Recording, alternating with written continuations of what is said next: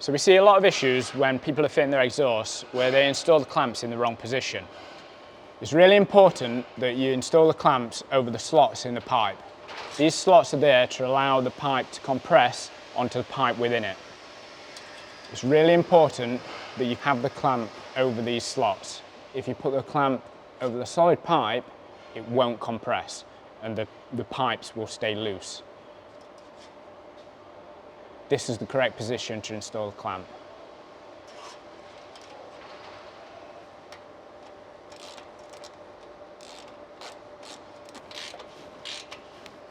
So as you can see, that's now fully tight.